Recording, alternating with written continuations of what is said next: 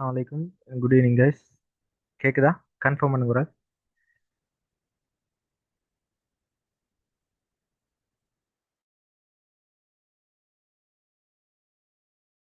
ஆமாம் sir. Right, ஒரு 5 minutes wait பண்ணுவோமே, மற்றவங்க ஜாயின் ஆகட்டும். Okay sir.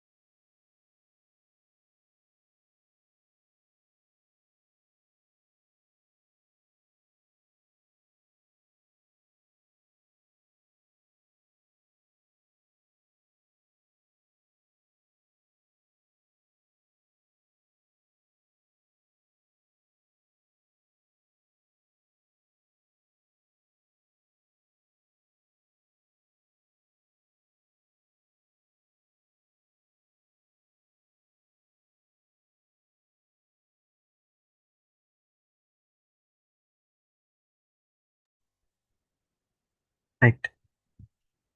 Good evening all. நம்ம வந்து எஸ்டர்டே கிளாஸில் அந்த லாஸ்ட் 2 கிளாஸஸ்லேயும் இடவிலக்கப்படம் சம்மந்தமான விஷயங்களை பற்றி பேசியிருந்தோம்.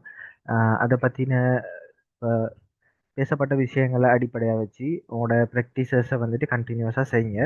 ஸோ டவுட்ஸ் என்ன சரின்னா குரூப்பில் வந்துட்டு கேட்டுக்கொள்ளையிலும் அது சம்மந்தமான விஷயங்கள் அதுக்கான இதுகள் வந்துட்டு விளக்கங்கள் குரூப்பில் வந்துட்டு 7 மணி டைமில் தரப்படும்.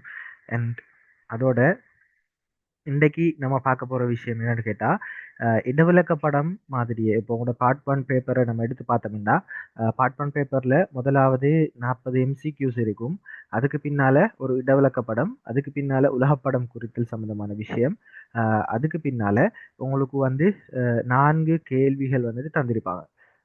முதலாவது கேள்வி அந்த இதில் வந்துட்டு முதல் 2 கேள்வி வந்து புவி புவியியல் அதாவது நவீன படவரைகளியல் தொழில்நுட்பங்கள் அதுக்குள்ள இருந்து, அதே மாதிரி படம் சம்பந்தமான விஷயங்களுக்குள்ள இருந்து, அதே மாதிரி தரவுகள் தகவல்கள் சம்பந்தமான விஷயங்களுக்குள்ள இருந்து என்ன செய்யலாம், அந்த 3 கேள்விகள், அந்த முதல் 2 கேள்விகள் வரையலும். அடுத்த 2 கேள்வி உங்களுக்கு புள்ளி விவரவியல் ஸ்டாட்டிஸ்டிக்ஸ்ல இருந்து வரும். சரி, அப்ப அந்த மாதிரி இதுல இருக்கிற ஒரு டாபிக், சரி, அப்போ முதல் 2 செக்ஷன்ல இருந்து வரக்கூடிய ஒரு டாபிக், அதில் இருக்கக்கூடிய ஒரு கேள்வியை பற்றி தான் நம்ம என்ன செய்ய போகிறோம், ஒரு செட் ஆஃப் கொஷின்ஸை பற்றி இன்றைய கிளாஸில் வந்துட்டு நம்ம பார்க்க போகிறோம், அது சம்மந்தமாக டிஸ்கஸ் பண்ண போகிறோம். சரி, இப்போ அதில் வந்து உங்களுக்கு அந்த மாதிரியாக வரக்கூடியது என்று சொல்லி நாங்கள் என்ன செஞ்சிருக்கிறோம், 2 செட் ஆஃப் கொஷின்ஸ் வந்துட்டு டிஸ்கஸ் பண்ணிக்கிறோம், இந்த டிஃபைன் பண்ணி தொகுத்தெடுத்துக்கிறோம். அதிலிருந்து ஒரு செட் கொஷனை வந்துட்டு இன்றைக்கு பார்ப்போம், அடுத்த செட்டை வந்துட்டு நாளைக்கு வந்துட்டு நம்ம பார்ப்போம், டிஸ்கஸ் பண்ணுவோம். சரி, அப்போ சரி, இப்போ நம்ம வந்துட்டு டிஸ்கஸுக்குள்ளே போகிறதுக்கு முன்னால் தரவு தகவல் என்றா என்ன, அப்போ முதலாவது கேள்வியை உங்களுக்கு அதுதான் குறிப்பிட்டிருக்குது. ஸோ தரவு தகவல் இது சம்மந்தமாக நீங்கள் என்னென்ன விளங்கி வச்சிருக்கிறீங்க, உங்களோட ஒப்பீனியன்ஸ்?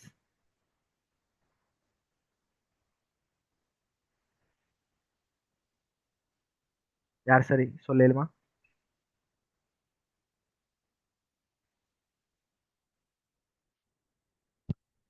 கேக்குதா பேசுறது?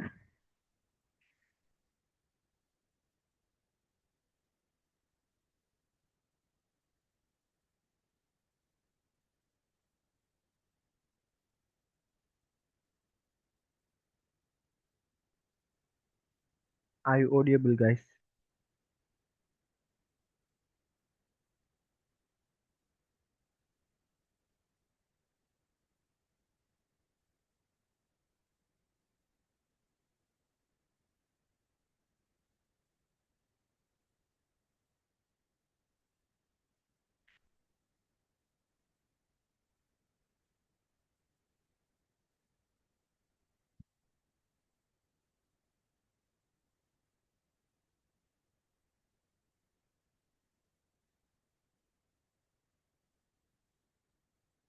பேசுற கேக்குதா? ஓ சார். ரைட். சொல்லுங்க பாபு. தரவு என்றா தகவல் என்றா என்ன என்றதை நீங்க என்ன விளங்கி வச்சிருக்கீங்க, எது சம்பந்தமான விஷயங்கள்? தரவு என்றால் ஆராய்ச்சி அல்லது பகுப்பாய்வு செய்வதற்காக சேகரிக்கப்பட்ட தகவலும் புள்ளி விவரங்களும். தகவல் என்பது தரவின் தொகுப்பு. தகவல் என்றது தரவின் தொகுப்பு என்று சொல்றீங்க. ரைட். வேற வேற ஆன்சர்ஸ்?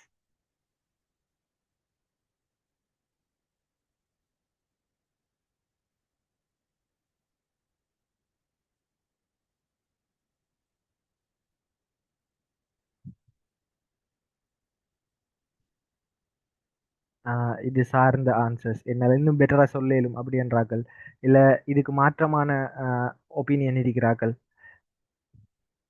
உங்களோட மைண்ட்ல என்ன தோணுதோ அதை சொல்லுங்க, சரியோ பிள்ளையோ. நீங்க சரியா சொன்னீங்கன்னு சொன்னா அந்த விஷயங்களை வந்துட்டு இப்போ குரூப்ல இப்போ கிளாஸ்ல இருக்கிற மற்றவங்களும் என்ன செய்வாங்க, தெரிஞ்சு கொள்வாங்க. அதே மாதிரி பிள்ளையா சொன்னீங்கன்னா உங்களோட ஒப்பீனியன் வந்து மத்தாக்கள்கிட்டையும் இருக்கலும், ஏன்னா உங்களோட ஒப்பீனியன் வந்து மத்தாக்கள்கிட்டையும் இருக்கலும். அப்போ அது வந்துட்டு திருத்தப்படுற டைம்ல அவங்களும் வந்துட்டு திருத்திக் கொள்வாங்க. ஸோ இதுவரைக்கும் இருந்தவங்களோட பார்வை வந்துட்டு என்ன செய்யலாம், இதுல இருந்து மாறுபடலாம். அப்ப நீங்க வந்துட்டு பேசணும். பேசினா தான் நம்ம அந்த இதுல வந்து இப்ப போன 2 கிளாஸஸ்ல வந்து நிறைய விஷயங்களை வந்துட்டு டிஸ்கஸ் பண்ண வேண்டியிருந்தது. அப்ப நார்மலா மேலோட்டமா வந்துட்டு அந்த டிஸ்கஷன் செஷன் வந்துட்டு நம்மளால செஞ்சு கொள்ளலாமலுக்கு இருந்தது. அப்ப இந்த கிளாஸ்ல வந்து நம்ம என்ன செய்ய போறோம், கொஞ்சம் டிஸ்கஷன் செஷனை தான் இதை கொண்டு போக போறோம். அப்ப அப்படி கொண்டு போனா தான் கொஞ்சம் என்னது சுவாரஸ்யமா இருக்கும்னு நினைக்கிறேன். ஸோ உங்களோட மைண்ட்ல இது சம்பந்தமா இருக்கிற விஷயங்களை வந்துட்டு ஷேர் பண்ணுங்க. ஸோ உங்களுக்கு எனக்கு தெரியும், அப்போ உங்களை விட அதாவது என்னை விட புதிய புதிய விஷயங்கள் வந்துட்டு நீங்க லேர்ன் பண்ணி வச்சிருக்கலும் ஏன்னா அப்ப உங்கள்ட்ட இருக்கிற விஷயங்களை வந்துட்டு நான் தெரிஞ்சு கொள்ளலும். அப்ப இப்படி வந்துட்டு நிறைய வாய்ப்புகள் வந்துட்டு இருக்குது. ஸோ நீங்க வந்து என்ன செய்யுங்க, நீங்க ஓப்பனா வந்துட்டு வரத பேசினா தான் என்ன செய்யலும், நம்ம வந்துட்டு கிளாஸை வந்து ஒரு என்கரேஜா கொண்டு போகலும். ஸோ நீங்க சொல்லுங்க. இப்ப ஒருவர் சொல்லிக்கிறா, என்னது புள்ளி விவரங்கள் ஆய்வுகளுக்காக வேண்டி சேகரிக்கப்படக்கூடிய தகவல்கள் வந்துட்டு தரவுகள் என்றும், அதே மாதிரி தகவல்ன்றதுக்கு என்ன சொன்னீங்கம்மா? தகவல் என்பதே தரவின் தொகுப்பு. இல்லாட்டி கொடுக்கப்பட்ட தேவைக்கேற்ப தரவுகளில் பயனுள்ள வகையில் செயலாக்கிய இல்லாட்டி அந்த தகவல்கள் ஒரு குறிப்பிட்ட சூழலின் தகவல்கள் அர்த்தமுள்ளதாகவும் பயனுள்ளதாகவும் இருக்கிற வகையில் அமைத்தல். Very good, right. இது சம்பந்தமா வேற என்ன சரி ஒப்பீனியன் இருக்கிறா யாருக்கு? சரி, அவ சொன்ன கருத்துக்கு உடன்படுறோம் என்றார்கள் ஹேண்ட் ரைஸ் பண்ணுங்க பாப்போம்.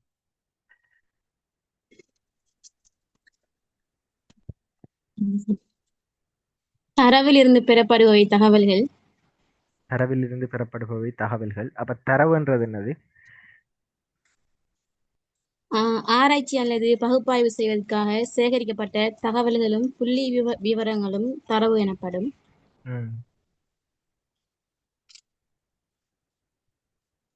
ரைட். அப்ப தரவுகள் தகவல்கள் சரியா? இப்ப நம்ம வந்து ஃபர்ஸ்ட் கிளாஸ்ல ஒரு விஷயம் பேசியிருந்தோம், நினைவிருக்குதா? செய்முறை புவியியல் என்றா என்னன்றது சம்பந்தமா பேசும்போது ஒரு சில விஷயங்கள் வந்து நம்ம டிஸ்கஸ் பண்ணியிருந்தோம். அதாவது பௌதிக புவியியல் என்றா என்ன, மானிட புவியியல் என்றா என்னன்னு பார்த்தோம். பௌதிக புவியியல் என்றது என்னது, அதுக்கான வரைவிலக்கணம் என்னது, புவிமேற்பரப்பில் காணப்படக்கூடிய இயற்கையான தோற்றப்பாடுகளை விவரிக்கிறது, இடம் பொருள் அதே மாதிரி அளவு திட்டம் காலம் அடிப்படையில் வந்துட்டு விவரிக்கிறத பௌதிக புவியியல் என்று சொல்லுவாங்க. அந்த பௌதிக புவியியல் இருக்கக்கூடிய இயற்கையான தோற்றப்பாடுகள் மீது மனித நடவடிக்கைகள் எந்த அளவான தாக்கங்களை ஏற்படுத்துது, அதன் காரணமாக எவ்வாறான விளைவுகள் புவி மேற்பரப்பிலையும் அதே மாதிரி மனிதனுடைய விடயங்கள்லையும் வந்து ஏற்படுத்தப்படுதுன்றத புவியியல் ரீதியாக கற்றுக்கொள்றத மானிட புவியியல் என்று சொல்லுவாங்கன்னு பார்த்தோம்.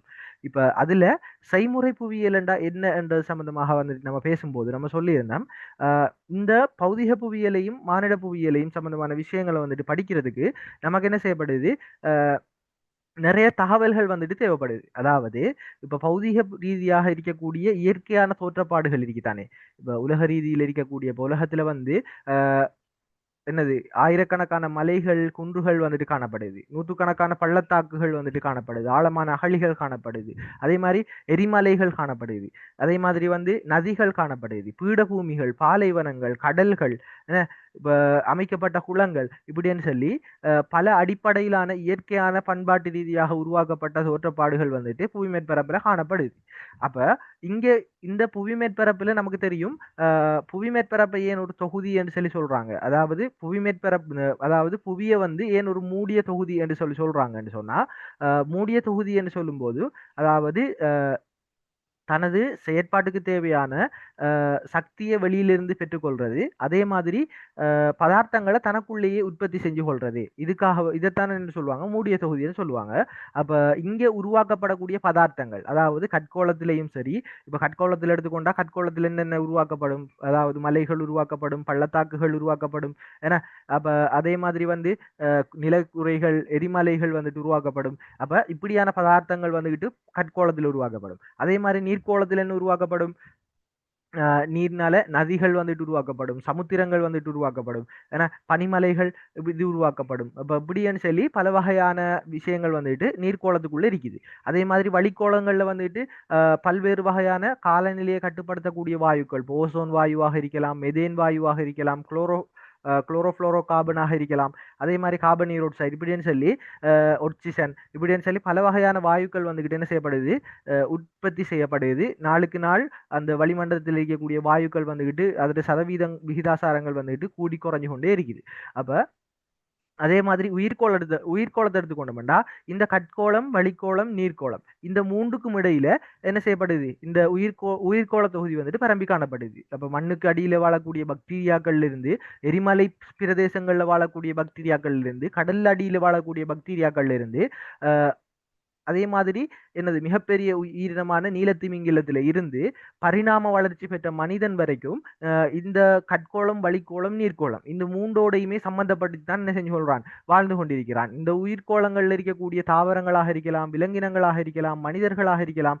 இப்ப இவங்கெல்லாம் வந்துட்டு என்ன செய்வாங்க, அவங்களுடைய இனப்பெருக்கம், அதே மாதிரி வந்து அவங்களுடைய அதாவது என்ன பரிணாம வளர்ச்சி இப்படின்னு சொல்லி அடிப்படைகள்ல வந்துகிட்டு காலத்துக்கு காலம்பங்க வந்துட்டு மாறுபட்டு கொண்டே இருக்கிறாங்க. இப்ப இதை ஒருத்தர் அவதானிக்காமலுக்கு விட்டா புவியியல் என்ற ஒரு பாடத்துறை வந்துட்டு உருவாகி இருக்குமா? இத யாராச்சும் ஒருத்தர் அவதானிக்காமலுக்கு இருந்திருந்தா புவியியல் என்ற ஒரு பாடத்துறை உருவாகி இருக்குமா? உருவாகி இருக்காதுன்னு. அப்ப இதை வந்துட்டு எப்படி புவியியல் என்ற ஒரு பாடத்துறை உருவாகிடுச்சு என்று கேட்கிறப்ப ஆரம்பகால அறிஞர்கள் வந்துட்டு, அதாவது அரிஸ்டோட்டிலாக இருக்கலாம், அதே மாதிரி வந்து என்னது பல ரட்செல் மாதிரியான பல வகையான அறிஞர்களாக இருக்கலாம். ஒவ்வொருத்தரும் வந்துட்டு ஒவ்வொரு விதமான கோணத்தை வந்துட்டு என்ன செஞ்சிருந்தாங்க, அவங்களோட பார்வையில வந்துட்டு வச்சிருந்தாங்க. சரி, அப்ப அவங்களோட ஒவ்வொருத்தர பார்வையும் வந்துட்டு வித்தியாசமாக இருந்துச்சு. இப்ப ஆரம்ப காலத்துல வந்துட்டு புவி என்ன வடிவமானது என்ற கேள்வி வந்துட்டு கேட்கப்பட்டப்போ அந்த விட என்ன? கோள வடிவம். புவி எந்த வடிவமானது என்று ஆரம்ப காலத்துல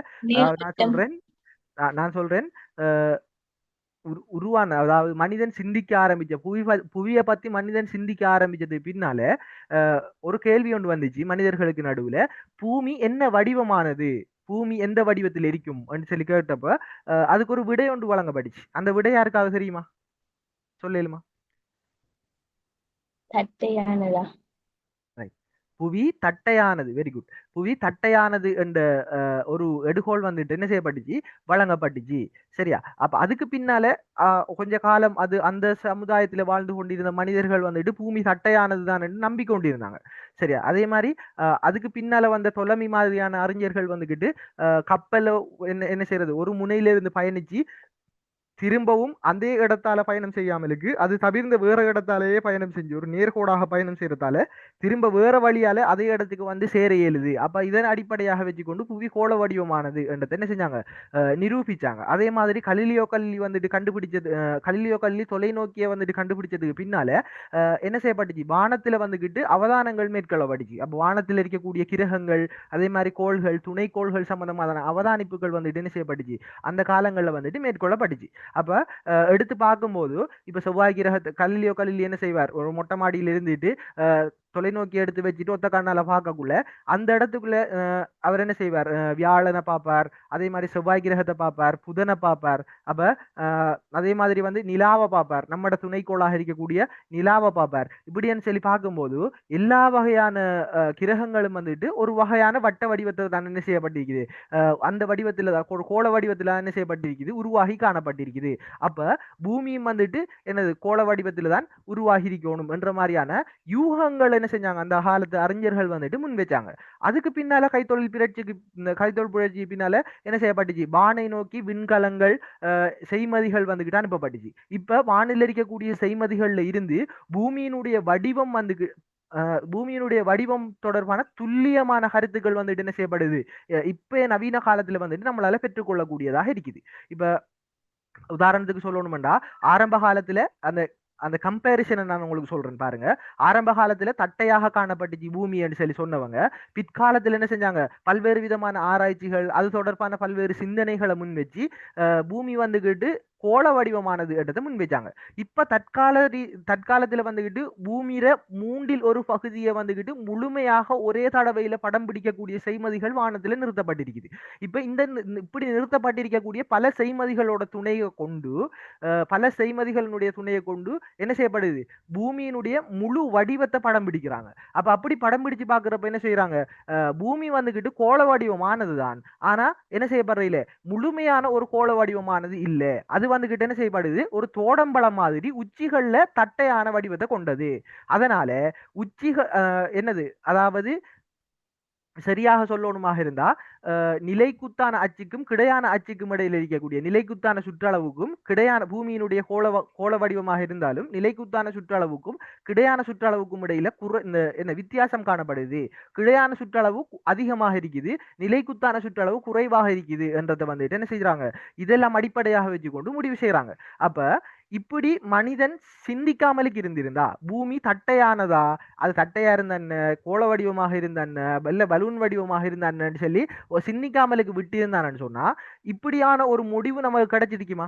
இப்ப நம்ம புவியியல் படிக்கிற இந்த காலத்துல இப்படி ஒரு தகவலை வந்துகிட்டு நம்ம அறிஞ்சு கொண்டிருக்கலுமா? கேளாது தானே. அப்ப ஒருத்தருடைய சிந்தனையை தூண்டக்கூடிய ஒரு விஷயம், அந்த ஒரு விடயம் தொடர்பாக சிந்திக்கின்ற போது அதை நிரூபிக்கிறதுக்காக வேண்டி அவர் என்ன செய்யறார், பலவிதமான ஆராய்ச்சிகளை மேற்கொண்டு பல்வேறு விதமான தரவுகளை சேகரிச்சு அவர் தன்னுடைய கருதுகோளை அமைச்சு அதற்கேற்ற மாதிரி என்ன செய்யறார், ஒர்க் பண்றார். அப்ப அந்த இடத்துல வந்து ஒருத்தர் வந்து சிந்திக்கக்குள்ள ஆரம்ப காலத்துல வந்து சும்மா பூமி தட்டையானது என்ற ஒரு ஆள் வாயால சொன்னோடனே பூமி தட்டையானதுன்னு நம்பியிருப்பாங்களா? நம்பியிருக்க மாட்டாங்க. அப்ப தட்டையானதுன்றதுக்கு அவர் வந்துகிட்டு ஒரு சான்றாதாரத்தை முன்வைக்கணும். இப்ப உதாரணத்துக்கு வந்துட்டு நம்ம சொல்லணுமாக இருந்தா அல்பிரட் வெகினர் வந்துட்டு என்ன செய்யறாரு, கண்டனகர்வு கொள்கை சம்பந்தமாக முன்வைக்கும் போது கருத்துக்கோளை முன்வைக்கும் போது அவர் என்ன செய்யறார், அவருடைய கண்டனகர்வு கருதுகோளுக்கு சான்றாதாரமாக வந்துட்டு புவிச்சரிதவியல் ஆதாரம், காலநிலையியல் ஆதாரம், உயிர் சுவட்டியல் ஆதாரம், என்ன பௌதிகவியல் ஆதாரம் என்று சொல்லி அடிப்படையில 5 விதமான சான்றாதாரங்களை வந்துட்டு முன்வைக்கிறார். ஏன், அவரை கருதுகோளை உறுதிப்படுத்தணும் என்ற ஒரு நோக்கத்துக்காக வேண்டி. அப்ப ஒரு இடத்துல வந்துகிட்டு மற்றவங்களை நம்ப வைக்கணும். ஒரு விஷயத்தை வந்துட்டு எடுத்தோடனே மற்றவங்க நம்ப மாட்டாங்க. ஏன், இப்ப ஒரு பிலோசபர் வந்துட்டு சொல்றார், எனக்கு நான் நினைக்கிறேன் அவர் பேர் எனக்கு சரியா ஞாபகம் இல்லை. ஒரு பிலோசபர் வந்து சொல்றார் என்னன்னு சொன்னா, ஒருத்தர் வந்துகிட்டு ஒரு விஷயம் சொன்னா அதை நீ அப்படியே எடுத்து நடக்காத, அதை நான் ஏன் செய்யணும்னு சொல்லி கேளு.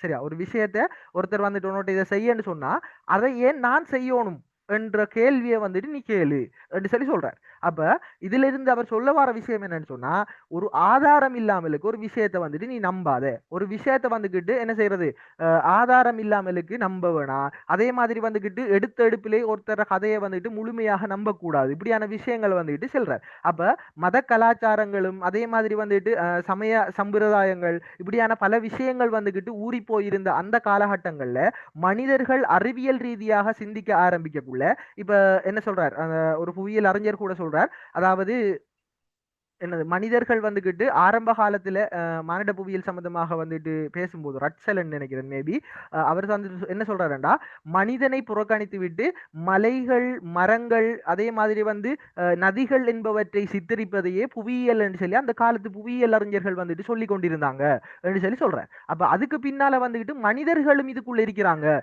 இதுக்குள்ள இருக்கிறார்களுக்குள்ளேயே சகலவிதமான கட்கோளத்தில் இருக்கக்கூடிய சகலவிதமான அமைப்புகள், அதே மாதிரி வந்து நீர்கோளத்துல வளிக்கோளத்தில் இருக்கக்கூடிய சகல விதமான அமைப்புகள், பருப்பொருட்களை விடவும் அதே மாதிரி உயிர்கோளத்தில் இருக்கக்கூடிய பல்வேறு வகையான உயிர்களையும் விடவும் மனிதன் வந்துகிட்டு சிறப்பு இயல்பு வாய்ந்தவன். அப்ப அந்த அடிப்படையில மனிதனை புறக்கணிச்சு விட்டு நம்மளால புவியியல் என்ற ஒன்றை கற்பனை செஞ்சு பார்க்க இயலாது. ஏன்னு சொன்னா மனிதனால இந்த புவியினுடைய அமைப்புகள், புவியினுடைய தோற்றங்கள் வந்துகிட்டு மாறுதலுக்கு உள்ளாகுது. அப்ப ஒரு இடத்துல சாதாரணமாக போய்கொண்டிருக்க சமவெளியாக காணப்படக்கூடிய ஒரு இடத்துல ஒரு நதி ஒன்று போய்கொண்டிருக்குதுன்னு வச்சுக்கொள்வோம். சமவெளியாக காணப்படக்கூடிய ஒரு இடத்துல ஒரு நதி ஒன்று உருவாகி போய்கொண்டிருக்குது. அப்ப அந்த நதி போகின்ற போக்குல அது உருவாக்கப்படக்கூடிய நில உருவங்கள் ரெண்டு சொல்லுங்க பாப்போம்.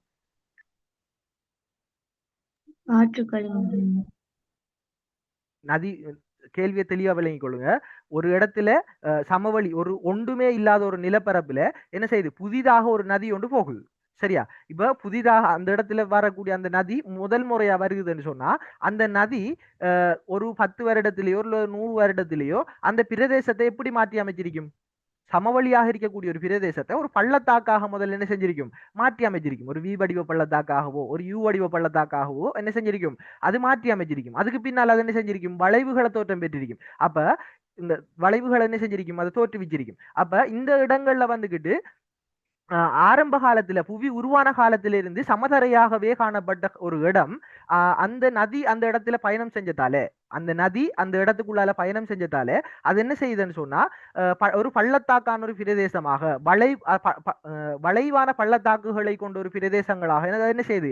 மாற்றம் அடையுது. அப்ப ஆரம்ப காலங்கள்ல எரிமலையாக்கத்தின் மூலமாக அதே மாதிரி புவிக்கு அடியில தோற்றுவிக்கப்படக்கூடிய இந்த அமுக்க விசை இழு விசைகள் மூலமா அந்த இடங்கள்ல வந்துகிட்டு உருவாக்கப்பட்டிருக்கக்கூடிய முதலாம் வகை இரண்டாம் வகை நில உருவங்களுக்கு மேல இந்த ஓடும் நீர் பயணம் செய்கின்ற போது அது என்ன செய்யப்படுது? அந்த நில உருவத்தினுடைய டிசைனு அந்த நில உருவத்தினுடைய ஷேப்பை வந்துட்டு என்ன செய்யுது? மாற்றி அமைக்குது. அந்த இடத்துல வந்துகிட்டு அது வரைக்கும் இல்லாத ஒரு டிசைன் அந்த இடத்துல வந்துட்டு அதை என்ன செய்யுது? மாற்றி அமைக்குது. இப்ப பாலைவனத்தில் இருக்கக்கூடிய ஒரு மலை, அந்த மலை வந்துட்டு வானிலையால் அழிதலுக்கு உட்பட்டிருக்கக்குள்ள அந்த இடத்துல வந்துட்டு காற்று தொழிற்பட்டு அந்த காற்று கொண்டு வரக்கூடிய பருப்பொருட்கள் அந்த மலையினுடைய அடிப்பாகத்தை வந்துட்டு சிதைவடைய செஞ்சு அந்த மலையினுடைய ஷேப்பை வந்துட்டு மாற்றி அமைக்குது. அந்த மலை அவடத்தை ஆல்ரெடி இருந்த மலை. அப்ப மலை என்றது என்னது? எரிமலையாக்கத்தின் விளைவாக உருவாக்கப்பட்டதுதான் மலை. அப்ப அந்த மலை வந்துகிட்டு வானிலையால் அழிதலுக்கு உட்பட்டு பயணவீனமாக காணப்படக்குள்ள இந்த மலை என்ற இந்த இரண்டாம் வகை நில உருவம் பாறைகளால அது காற்று கொண்டு வரக்கூடிய பருப்பொருட்களால சிதையடைய செய்யப்பட்டு அதனுடைய அடிப்பகுதி தேய்த்தலுக்கு உள்ளாகி அது என்ன செய்யப்படுது? காளான் வடிவ பாறையாக மாற்றம் அடையுது. அப்ப இரண்டாம் வகை நில உருவமாக காணப்பட்ட அந்த மலையில ஷேப் வந்துகிட்டு மாற்றம் அடையக்குள்ள சரியா அதனுடைய அந்த டிசைன் அதனுடைய ஷேப் வடிவம் வந்துட்டு மாற்றம் அடையக்குள்ள அது மூன்றாம் வகை நில உருவமாக வந்துட்டு மாற்றம் அடையுது. ஏன் நான் இந்த டாபிக்கு அங்கால இந்த விஷயங்கள் எல்லாம் உங்கள்கிட்ட பேசுறேன்னு சொன்னா ஒரு விஷயத்தை வந்துகிட்டு நம்ம சும்மா சொல்லிடலாது. சரியா? அப்ப புவியில காணப்படக்கூடிய விஷயங்களை சும்மா நம்ம சொல்லி இயலாது. அதுவே நம்ம சனத்தொகை எடுத்துக்கொண்டோம்டா ஒரு இடத்துல காணப்படக்கூடிய நான் ஆல்ரெடி உங்களுக்கு ஃபர்ஸ்ட் கிளாஸ்ல பேசும்போதே சொல்லியிருந்தேன். என்னது 20% நிலப்பரப்புல 80% மக்கள் வாழ்றாங்க, 80% நிலப்பரப்புல 20% மக்கள் வாழ்றாங்கன்னு நம்ம படிக்கிறோம்.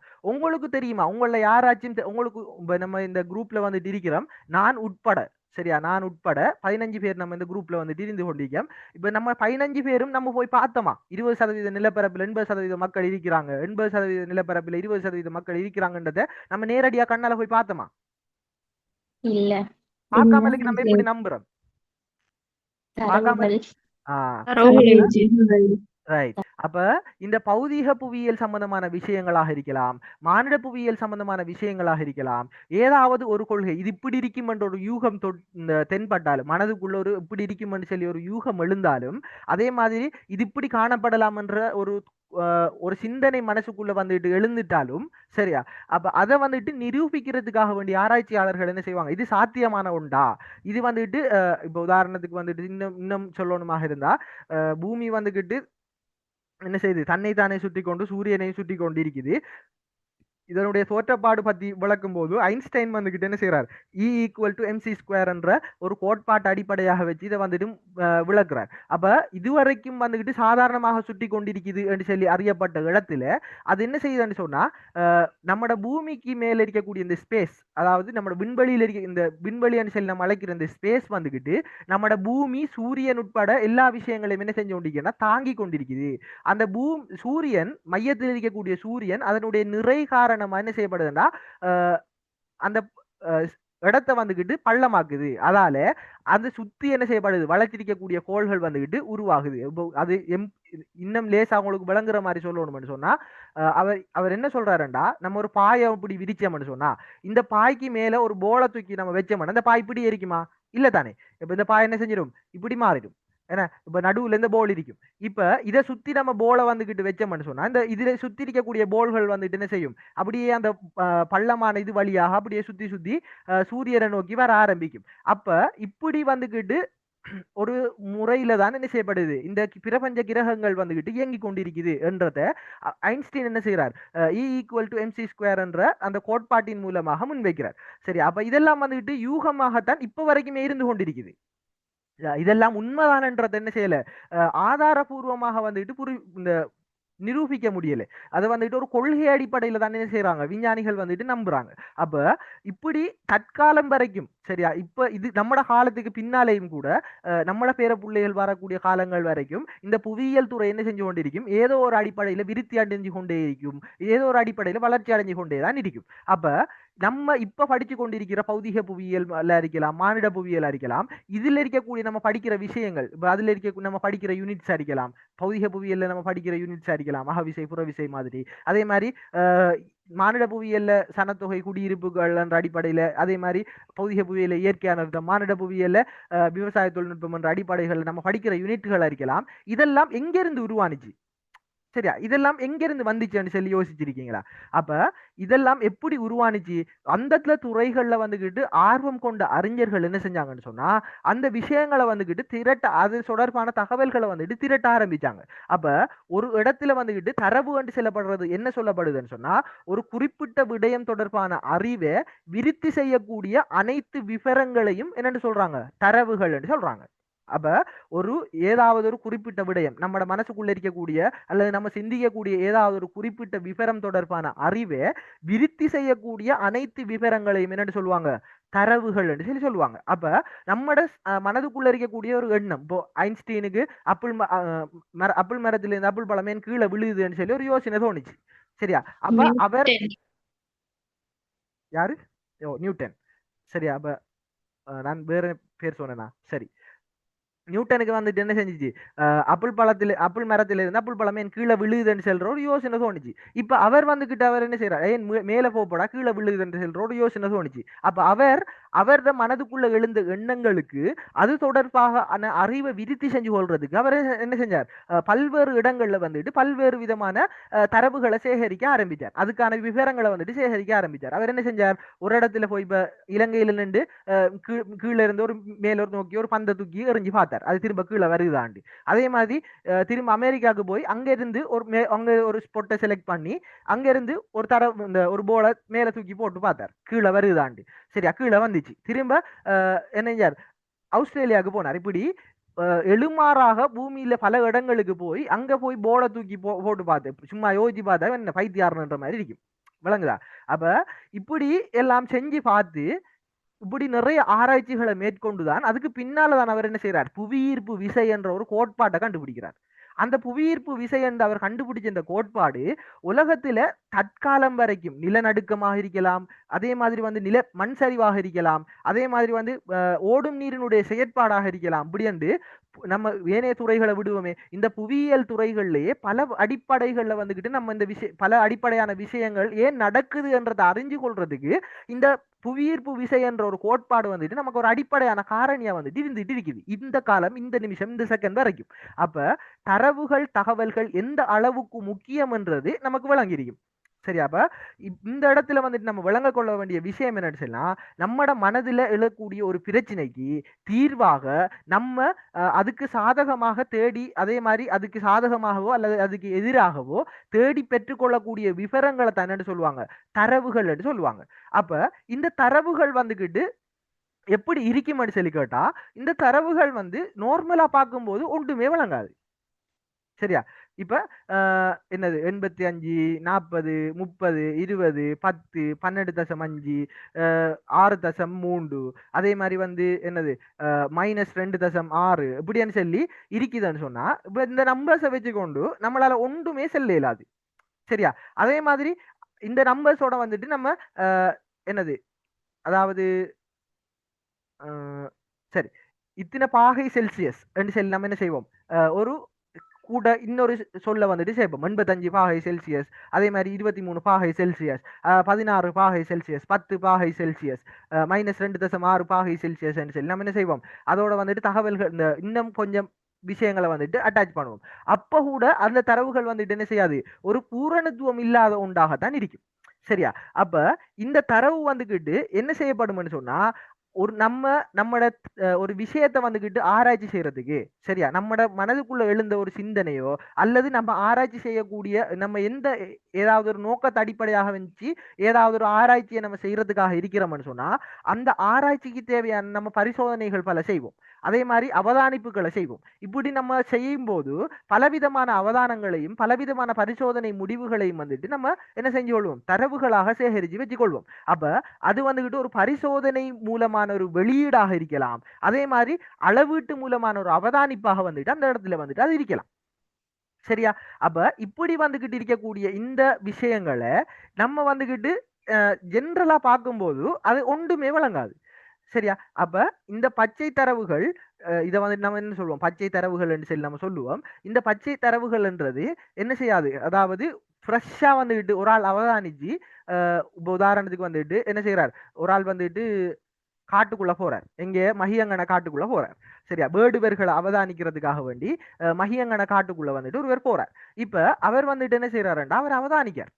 எப்படி அவதானிக்கார், இப்ப வேடுவர்கள் சம்பந்தமாக வந்துட்டு அவர் அவதானிக்கக்குள்ள வேடுவர்கள் அவர் குறிப்பெடுக்கார். எப்படி குறிப்பெடுக்காருண்டா, இவர்கள் காலை 3 மணிக்கு எல்லாரும் எழும்பிடுறாங்க, காலையில 3 மணிக்கு எல்லாரும் எழும்பிடுறாங்க சொல்லி ஒரு குறிப்பொண்டு எடுக்கார். எழுப்பினது பின்னால பூஜைகள் புனஸ்காரங்கள் செய்யறாங்க என்று ஒரு குறிப்பு எடுக்கார். சரியா? அதுக்கு பின்னால என்ன செய்யறார், அதுல இருக்க அவங்க செய்யக்கூடிய அவங்களுடைய உடை இந்த மாதிரி இருக்குது. அப்ப காலுக்கு அவங்க இந்த உடை அணிகிறாங்க, அதே மாதிரி மேலுக்கு வந்துகிட்டு அவங்க இந்த உடை அணிகிறாங்க, அதே மாதிரி அவங்களுடைய நிறம் வந்துகிட்டு இந்த மாதிரியான ஒரு தோல் நிறத்தை கொண்டவர்களாக அவங்க காணப்படுறாங்க, அவர்களுடைய உணவு பழக்க வழக்கங்கள் இந்த மாதிரி இருக்குது, அதே அவங்களுடைய பேச்சு வழக்கு ஸ்லாங் அது இந்த மாதிரியான அமைப்பில வந்துட்டு காணப்படுது, அவங்க வந்துகிட்டு ஒரு விஷயத்தை வந்துகிட்டு அப்ரோச் பண்ணக்குள்ள இந்த மாதிரியான ஒரு மோடுலேஷன்ல அப்ரோச் பண்றாங்க, அவங்க எல்லாம் சேர்ந்து ஒரு முடிவெடுக்குள்ள ஒருத்தர் தன்னிச்சையா முடிவெடுக்கல, எல்லாரும் ஒன்று சேர்ந்துதான் முடிவெடுக்கிறாங்க, அந்த இடத்துல வந்துகிட்டு பிளவுகள் வருகுது. அப்ப இந்த பிளவுகள் வந்துகிட்டு கூட்டு முயற்சியின் மூலம் சமாதானப்படுத்தப்படுது. இப்படி சொல்லி என்ன செய்யப்படுது, ஒரு கூட்டாக வாழ்றாங்க, ஒரு தலைமைத்துவத்துக்கு கீழே வாழ்றாங்க அப்படி என்றோ, அல்லது ஒரு தலைமைத்துவம் இல்லாமலுக்கு அவங்களோட இஷ்டத்துக்கு ஒரு நாடோடிகள் மாதிரி வாழ்றாங்க என்றோ என்ன செய்யறாங்கன்னா, இவர் இந்த வேடுவர்கள் சம்பந்தமா பல வகையான குறிப்புகளை வந்துகிட்டு அவர் ஒரு புத்தகத்துல எடுத்து வச்சிருக்காருன்னு வச்சுக்கொள்வோம். சரியா? இப்ப இவர் அந்த அவதானிப்புகளை மேற்கொண்டு இந்த அவதானிப்பு சம்பந்தமான குறிப்புகளை வந்து எடுத்துக்கொண்டு இந்த எடுத்த இந்த குறிப்புகள் எதிலையுமே அவர் வேடுவர் என்ற சொல்ல மென்ஷன் பண்ணல. அவர் எடுத்த எந்த குறிப்புகள்லையுமே அவர் வேடுவர் என்ற சொல்ல வந்துட்டு மென்ஷன் பண்ணல. அவர் ஜென்ரலா என்ன செஞ்சிருக்கிறார், அவர் வந்துட்டு குறிப்புகளை வந்துட்டு எடுத்து வச்சிருக்கிறார். இப்ப இந்த அவர் எடுத்த இந்த குறிப்பு வந்துட்டு காணத்து போகுது, தொலைஞ்சு போயிருது. சரியா? இப்ப தொலைஞ்சு போன குறிப்பு வந்துட்டு உங்களோட கையில கிடைக்குது. அதை நீங்க பார்த்து அந்த குறிப்பில இருந்து ஏதாவது ஒரு விஷயத்தை உங்களால கண்டுபிடிக்க ஏழுமா இருக்குமா, இவர் யாரை பத்தி குறிப்பிட்டிருக்கார், என்ன விஷயம் இது என்று உங்களால கண்டுபிடிக்க ஏழுமா இருக்குமா, ஏழுமா இருக்குமா?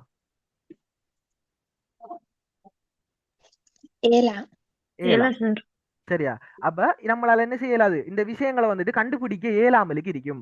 அப்ப அது நமக்கு பாக்குறதுக்கு எப்படி இருக்கும் மனுஷனா, வெறும் வெத்து பேப்பர் மாதிரி இருக்கும், என்னது ஒருத்தன் பைத்தியாரும் கிறுக்கி வச்சு போட்டு போயிருக்கான மாதிரி இருக்கும். அப்ப இதை வந்துகிட்டு அவர் என்ன செய்வார், அது அவருக்கு தொலையாமலுக்கு அவர் சேஃப் அதை அவரை லேபுக்கு எடுத்துட்டு வந்து அவர் தொகுத்த விஷயங்களை வந்துகிட்டு அனலைஸ் பண்ணி அதை ஆரம்பம் முதல் இறுதி வரைக்கும் என்ன செய்யறது, ஒரு அறிமுகம் தொடக்கம் முடிவுரை வரைக்கும் அவர்களுடைய வாழ்க்கை வரலாறுகள் சம்பந்தமான விஷயங்களையும் அவர்களுடைய நடைமுறைகள் பழக்க வழக்கங்கள் உணவு கலாச்சாரம் உடை கலாச்சாரம் என்ற அடிப்படைகள்ல பலவிதமான தலைப்புகள்ல வந்துகிட்டு என்ன செய்யறார், பிரிச்சு அதை வந்துகிட்டு ஒரு புக்கா எழுதி என்ன செய்யறார், பப்ளிஷ் பண்றார். இப்ப அந்த புக்கை நம்ம படிக்கிறப்ப நம்மளால என்ன செய்யலும், அது சம்பந்தமான பூரணமான தகவல்களை நம்மளால என்ன செஞ்சு கொள்ள இயலும், விளங்கி கொள்ள ஏழுமா இருக்கும். 7 மணிக்கு மேல இருக்காதா?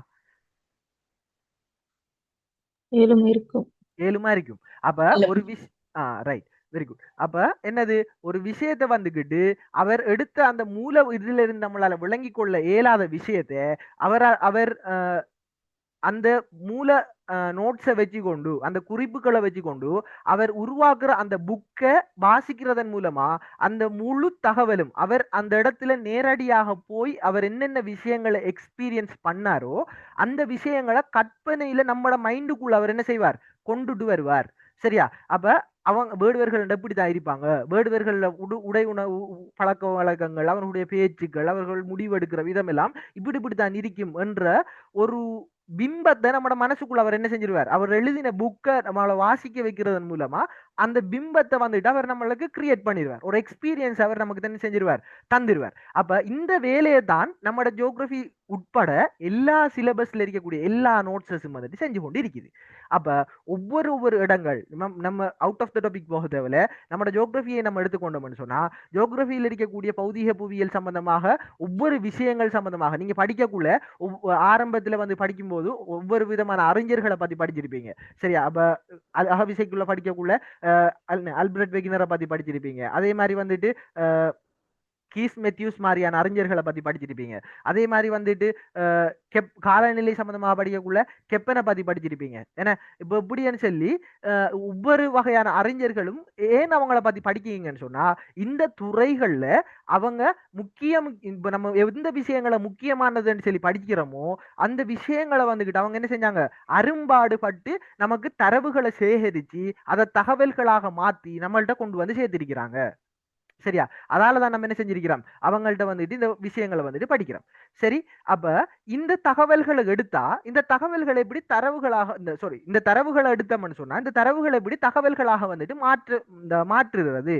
சரி, அப்ப அதுக்காக வேண்டிதான் ஒரு ப்ரோசஸ் வந்துட்டு இருக்குது. சும்மா வந்துகிட்டு நம்மளால என்ன செய்யலாது, தகவல்களை வந்துகிட்டு தரவுகளை வந்துகிட்டு தகவல்களாக மாற்ற முடியாது. தரவுகள் சொல்லி இருக்கும்போது அந்த தரவுகள்ல இருந்துதான் இந்த தகவல்கள் உருவாக்கப்படுகின்றது. அந்த உருவாக்கப்படுகின்ற இந்த தரவுகள் இந்த தகவல்கள் வந்துட்டு அது ஒரு செயல்முறைக்கு உட்படுத்தப்படுறது, ஒரு பகுப்பாய்வுக்கு உட்படுத்தப்படுறது, ஒரு அனாலிசிஸுக்கு உட்படுத்தப்பட்டு தான் ஏதோ ஒரு செயல்முறைக்கு உட்படுத்தப்பட்டு தான் அது தகவலாக மாற்றமடையும். அப்படி அந்த செயல்முறைக்கு உட்படாத வரைக்கும் அது என்ன செய்யப்படும், தரவுகளாகவே கடைசி வரைக்கும் இருக்கும். சரி, விளங்கினா?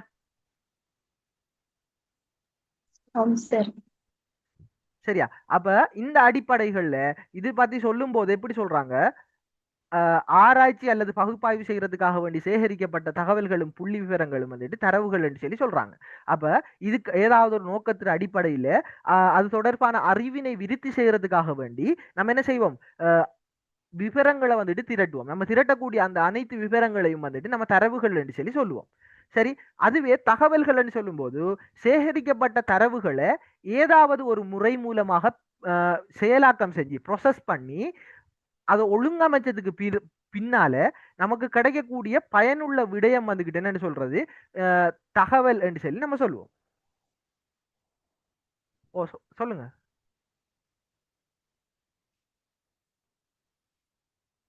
யாரோ ஒரு ஹேண்ட் ரைஸ் பண்ணி இருந்துச்சு.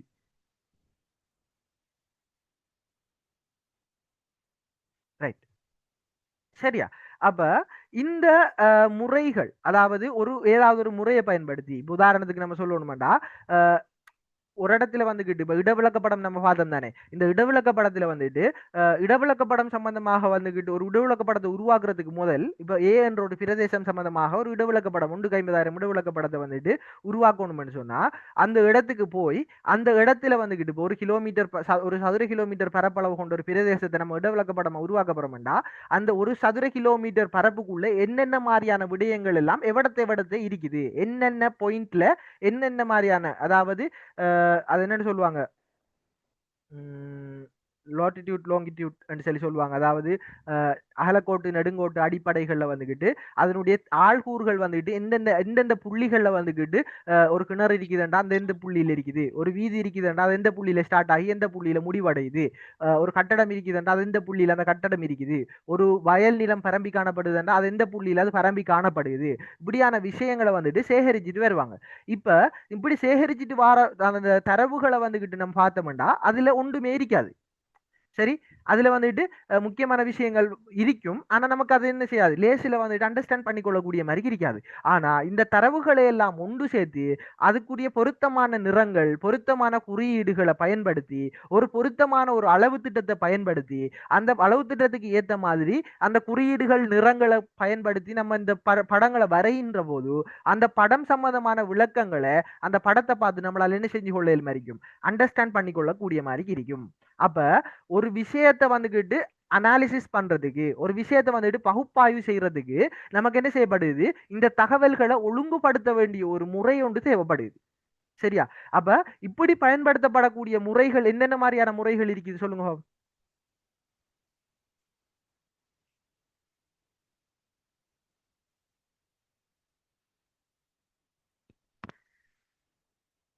அதாவது நம்ம ஒரு தரவை சேகரிக்கிறோம். சரி, அப்ப நீங்க யோசிங்க. நீங்க ஒரு இடத்துக்கு போறீங்க. சரியா? இப்ப ஒரு இடத்துக்கு போயிட்டு அந்த இடத்துல இருக்கக்கூடிய தரவுகளை வந்துட்டு சேகரிக்கிறீங்க. ஒரு ஒரு நாட்டு ஒரு இடத்துல போயிட்டு நீங்க என்ன செய்றீங்க? எலெக்ஷன் ஓட்டை வந்துட்டு நீங்க யாருக்கு ஓட் பண்ணுவீங்க? இப்ப இந்தியாவுக்கு போய் தமிழ்நாட்டுக்கு போய் நீங்க வந்துட்டு டிஎம்கேக்கு ஓட் பண்ணுவீங்களா இல்ல டிவிகேக்கு ஓட் பண்ணுவீங்களா சொல்லி என்ன செய்றீங்க? எழுமாறாக கொஞ்சம் பேரை செலக்ட் பண்ணி நீங்க கேட்குறீங்க. அப்ப ஒருத்தர் டிஎம்கேக்கு சொல்லுவார், இன்னொருத்தர் வந்துட்டு டிவிகேக்கு சொல்லுவார். அப்ப இந்த விஷயங்களை வந்துட்டு இப்போ டிவிகேக்கு எத்தனை பேர் சொல்லியிருக்கிறாங்க, டிஎம்கேக்கு எத்தனை பேர் சொல்லியிருக்கிறாங்க, ஏடிஎம்கேக்கு எத்தனை பேர் சொல்லியிருக்கிறாங்கன்னு சொல்லி நீங்க என்ன செய்வீங்க? இதை வந்துட்டு லிஸ்ட் அவுட் பண்றீங்க. அப்ப இதுல வந்துட்டு அதுல எத்தனை பேர் ஆண்கள் எத்தனை பேர் பெண்கள்ன்றது வேற வேறையா வந்துட்டு குறிப்பெடுக்கிறீங்க. இப்ப இப்படி எடுக்கிற தரவை நீங்க எதன் மூலமாக காட்டுவீங்க? இப்ப எனக்கு நீங்க தானே தரவை சேகரிக்கிறீங்க. அப்ப எனக்கு தெரியாதானே? இப்ப அதை பார்த்தா எனக்கு விளங்காது. இப்ப எனக்கு விளங்குற மாதிரி நீங்க அதை காட்டணுமாக இருந்தா நீங்க எதன் மூலமா காட்டுவீங்க?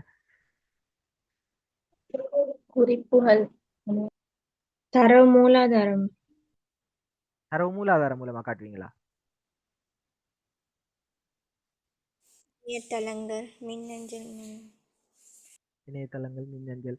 இணையதளம், மின்னஞ்சல் மூலமா நீங்க காட்டுவீங்க. சரி, சரியா? இப்ப எனக்கு விளங்குற மாதிரி எப்படி அதை காட்டுவீங்கன்னு நான் கேட்கிறேன். சரி, அப்ப நீங்க ஒரு குறிப்பொண்டு எடுத்திருக்கிறீங்க தானே? இப்ப உதாரணத்துக்கு நம்ம வச்சுக்கொள்வோம். தரவுகள், இப்ப நம்ம உதாரணத்துக்கு வச்சுக்கொள்வோம். இப்ப நம்ம எடுக்கிற அந்த தரவுல இப்ப உதாரணமா 100 பேர்கிட்ட நீங்க தரவு எடுத்திருக்கிறீங்க. சரியா? அதுல வந்து ஒரு 30 பேர் வந்துட்டு டிவிகேக்கு ஓட் பண்ணுவோம்னு சொல்லியிருக்கிறாங்க. அதுல ஒரு 20 பேர் வந்து டிஎம்கேக்கு ஓட் பண்ணுவோம்னு சொல்லியிருக்கிறாங்க. சரி, அப்ப மிச்சம் இருக்க 50 பேர் வந்துட்டு ஏனைய ஒரு 10 கட்சிகளுக்கு கலைஞ்சு கலைஞ்சு ஒரு 7 பேர் ஒரு கட்சிக்கு, 6 பேர் ஒரு கட்சிக்கு, 5 பேர் ஒரு கட்சிக்குன்னு சொல்லி ஒரு 10 கட்சிக்கு வந்துட்டு என்ன செஞ்சிருக்கிறாங்க? இப்படி கலைச்சு கலைச்சு ஓட் பண்ணியிருக்கிறாங்க. இப்ப இந்த எடுக்கிற டிவிகேக்கு ஓட் பண்ணுவோம் சொன்ன இந்த 30 பேர்ல 16 பேர் பெண்கள், 14 பேர் ஆண்கள். சரியா? அதே மாதிரி டிஎம்கேக்கு ஓட் பண்ணுவோம் 20 பேர்ல 10 பேர் பெண்கள், 10 பேர் ஆண்கள். அதே மாதிரி ஒவ்வொரு இதுலயும் இருக்குது. சரி, அப்ப மத்த கட்சிகளுக்கு ஒரு 7 பேர், 4 பேர், 3 பேர், 6 பேர்ன்னு சொல்லி ஓட் பண்ணியிருக்கிறாங்கன்னு சொல்லி வச்சுக்கொள்வோம். இப்ப இந்த 100 பேர் தொடர்பான தகவலையும் எனக்கு வந்துகிட்டு நீங்க வாயால சொன்னீங்கடா அதை கேட்டுக்கிறக்குள்ள நான் நித்திர தூங்கிடுவேன். அதை சரியா? பகுப்பாய்வு செய்து, ரைட். இப்ப நீங்க நான் வந்துகிட்டு இப்ப நீங்க நேற்று வாயில சொல்றீங்க இப்படி நான் சொல்றேன் தானே? சரியா? இப்ப இந்த விஷயத்த வந்துட்டு நான் இப்படியே சொல்லிட்டே போனேன்னா உங்களுக்கு டயர்ட் ஆயிரும். ஒரு கட்டத்துக்கு மேல நீங்க என்ன செஞ்சிருவீங்க? உங்களுக்கு நித்திர வந்துடும், தூங்கிடுவீங்க. அப்ப வரைபடங்கள் மூலம் காட்டலாம். Very good. அப்ப இந்த செய்முறை விஷயத்த மூலம் காட்டணும். Very good. அப்ப இந்த விஷயத்த நீங்க எதன் மூலமாக காட்டுவீங்க? அப்ப ஒரு ஒரே பார்வையில நான் இதை விளங்கிக் கொள்ளணும். இப்ப நீங்க ஒரு வரைவை வரைஞ்சி, இப்ப டிஎம்கேக்குன்னு சொல்லி ஒரு வரைவு, ஏடிஎம் கேக்குன்ற ஒரு வரைவு, டிவி கேக்குன்னு சொல்லி ஒரு வரைவு, ஒரு என்னது பல்பார் மாதிரி ஆண்கள் பெண்களை செட் பண்ணி ஒரு வரைவாக நீங்க வரைஞ்சி காட்டினீங்கன்னு சொன்னா அதை நான் பார்க்கக்குள்ள எனக்கு என்ன செஞ்சிடும்? விளங்கிடும்.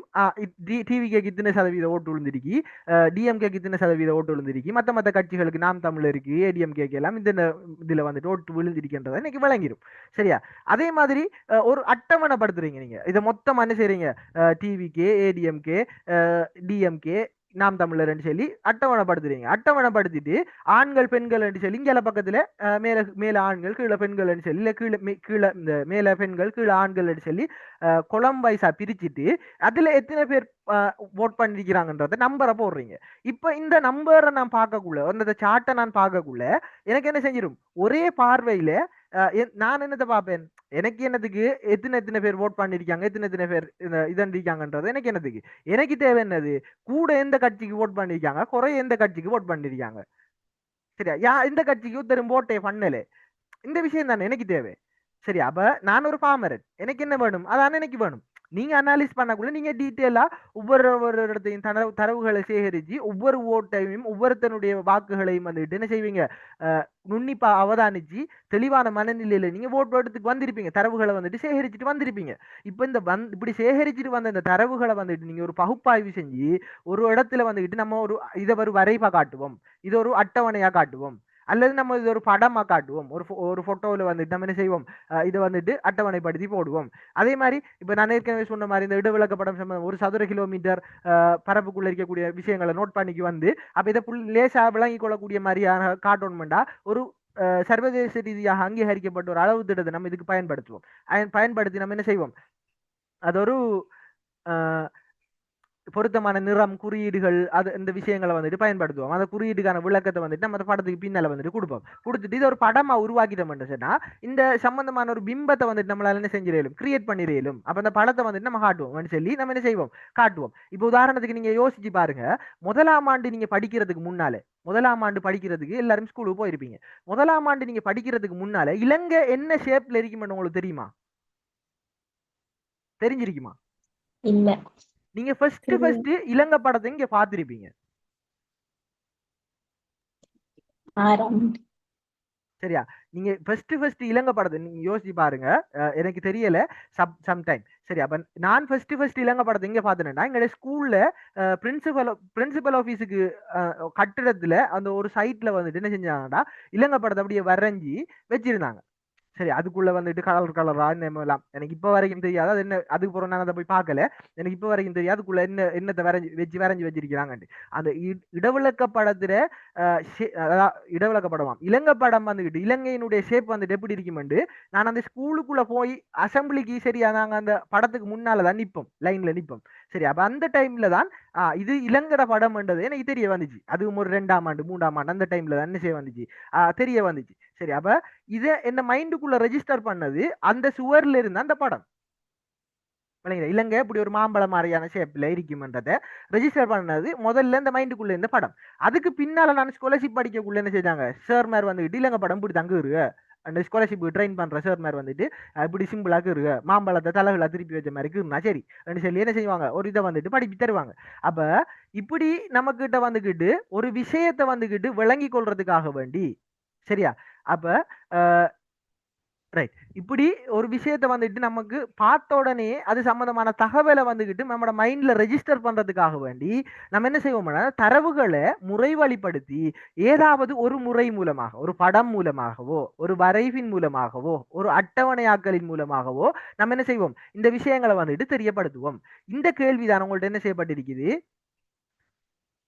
ரைட், அப்படித்தான் பெரும்பாலானாக்கள் வந்துட்டு அப்படித்தான். சரியா?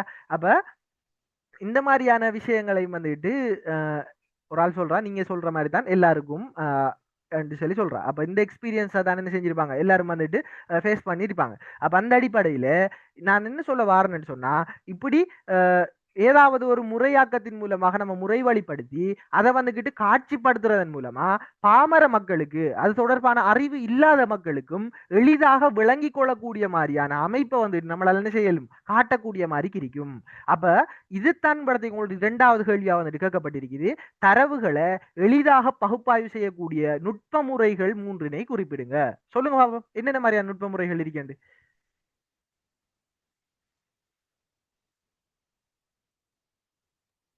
வரைவுகள், வரைவுகள், அட்டவணைகள், அட்டவணைகள்,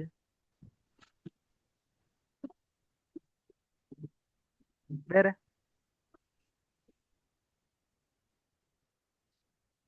படங்கள், வேற கணினி தரவுகள், விலங்கல. கணினி தரவுகள், இப்ப என்னது, இப்படி சொல்லலாம், என்னது, அதாவது காணொளிகள். சரியா? நமக்கு வந்துகிட்டு ஒரு கதை விளங்கணும் என்றா நம்ம ஆரம்பத்துல ஒரு புக்கை படிப்போம். சரியா? ஒரு கதை புத்தகம், ஒரு லவ் ஸ்டோரி ஒன்று நமக்கு விளங்கணும்னு சொன்னா நம்ம ஆரம்பத்துல இந்த லவ் ஸ்டோரி புக்ஸ் எல்லாம் வரும், அதெல்லாம் எடுத்து படிச்சுட்டு இருப்போம். அப்ப படிச்சுட்டு இருந்தா பொன்னியின் செல்வன் எடுத்து படிச்சோம்னு சொன்னா நமக்கு வந்துட்டு விளங்கிடும். இப்போ பொன்னியின் செல்வன் கதை நமக்கு விளங்கணும்னு சொன்னா பார்ட் 1 பார்ட் 2 சொல்லி மணிரத்னம் எடுத்த 6 மணி நேர படம் இருக்கு, பார்த்தோம்னா அதுல ஷார்ட் ஸ்டோரி நமக்கு விளங்கிடும். விளங்குதா? அப்ப இப்படி என்னது, பல வகையான முறைகள் மூலமாக நம்ம என்ன செய்யலாம், இதை வந்துட்டு பகுப்பாய்வு செய்யலாம். அப்ப ஒரு தரவுகளை எடுத்து பகுப்பாய்வு செஞ்சு நம்ம வெளியிடக்கூடிய இந்த நுட்ப முறைகள் வந்துகிட்டு ஒன்று வரைபாக்கங்கள் மூலமாக நம்ம வெளியீடு செய்யலாம். சரியா? அதே மாதிரி அட்டவணைகள் மூலமாக நம்ம வெளியீடு செய்யலாம். அதே மாதிரி படங்கள் மூலமாக நம்ம வெளியீடு செய்யலாம். இப்படி பல வகையான முறைகள் மூலமாக நம்ம வெளியீடு செய்ய இயலும். இப்படி வெளியீடு செய்யறதுக்கு எல்லா தரவுகளையும் எல்லா முறைகள் மூலமாகவும் வெளியீடு செய்ய முடியுமான்னு சொல்லி கேட்டா இல்லை. இப்ப உதாரணத்துக்கு நம்ம சொல்லுவோம். சரியா? இப்ப மனிதர்களினுடைய நிறங்கள் உலகத்துல காணப்படக்கூடிய எல்லா மனிதர்களும் ஒரே நிறமானவர்களா? இல்ல. இல்ல, வித்தியாசமான நிறம் கொண்டவர்கள். அப்ப இந்த மனிதர்களுடைய நிறங்கள் என்று சொல்லி நம்ம என்னது இந்த நாட்டில் இருக்கக்கூடியவர்கள், இப்ப சைனாவில் இருக்கக்கூடிய ஆக்கள் எல்லாம் வந்துகிட்டு என்னது வளைஞ்ச முகம் கொண்ட ஒரு வெள்ளையான ஆக்களா வந்துட்டு ஒரு இந்த மாக்கள என்னது ஒரு லைட் மஞ்சள் நிறத்துல வந்துட்டு இருப்பாங்க, இல்லாட்டி நல்ல வெள்ளை நிறத்துல வந்துட்டு இருப்பாங்க. அதே மாதிரி வந்துட்டு ஜப்பான்ல இருக்காக்கள் எல்லாம் சப்ப மூக்கர்கள் அரிப்பாங்க.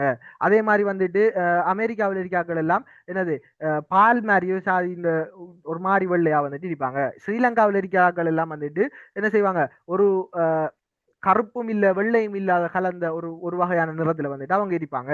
ஆப்பிரிக்காவில் இருக்கிறார்கள் எல்லாம் வந்துட்டு இருட்டே பயந்து நடுங்கி ஓடுற மாதிரியான கருப்பு நிறத்துல வந்துட்டு அவங்க இருப்பாங்க. இப்படின்னு சொல்லி ஒவ்வொரு வகையான இது சிலாக்கள்ல உடம்புல வந்துட்டு இந்த புலி அந்த புலியிட உடம்புல இருக்குமே கோடு கோடு லேயர் லேயர் அப்படி இருக்குமே, அந்த வரி வரி மாதிரி அப்படியான இதுல வந்து இதெல்லாம் வந்துட்டு சில மனிதர்கள் உடம்புல இயற்கையாகவே இருக்குது. சரியா? அதே மாதிரி சில மனிதர்கள்ல சில நாட்டில் இருக்கக்கூடிய மனிதர்கள் வந்து ரைட், அதான் கொக்கோசோயிட்டினம். சரியா? அப்ப இப்படி ஒரு சில இது இந்த ஒரு நாட்டில் இருக்கக்கூடிய மனிதர்கள் இந்த இதுல வந்துட்டு இந்த புலி மாதிரியான அந்த புலி விராண்டி வச்ச மாதிரி இல்ல புலியிட அந்த உடம்பில் இருக்க அந்த வரி வரியான அமைப்புகள் கொண்ட மனிதர்கள் எல்லாம் இருக்கிறாங்க. சில மனிதர்கள் வந்துட்டு 7 அடி வரைக்கும் அந்த ஒரு பிரதேசத்துல வாழக்கூடிய மனிதர்கள் எல்லாருமே 7 அடி வரைக்கும் உயரம் கொண்டவர்களாக இருப்பாங்க. சில இடங்கள்ல வாழக்கூடிய மனிதர்களுடைய சராசரி உயரமே ஒரு 5 அடியிலிருந்து 4 அடியிலிருந்து 5 அடிக்குள்ளதான் இருக்கும். சில மனிதர்கள் 5 அடியிலிருந்து 6 அடிக்குள்ள இருப்பாங்க. சரி, அப்ப நம்மட குடும்பத்துக்குள்ள சில ஆக்கள் குள்ள மறிப்பாங்க, சில ஆக்கள் உயரம் மறிப்பாங்க. அப்படி உயரங்கள்ல வந்துட்டு வேறுபாடுகள் வந்துட்டு இருக்கும். இப்ப இப்படியான விஷயங்களை எல்லாம் சொல்றதுக்கு நம்ம வந்துகிட்டு வரைப்பு பயன்படுத்தலாமா? என்னென்ன நிறம்ன்றதை காட்டிப்படுத்துறதுக்கு நம்ம வரைப்பு பயன்படுத்தலாமா? அட்டவணையை பயன்படுத்தலாமா? சரியா? அப்ப இதை நம்ம பயன்படுத்துறதுக்கு நம்ம என்ன செய்யணும்?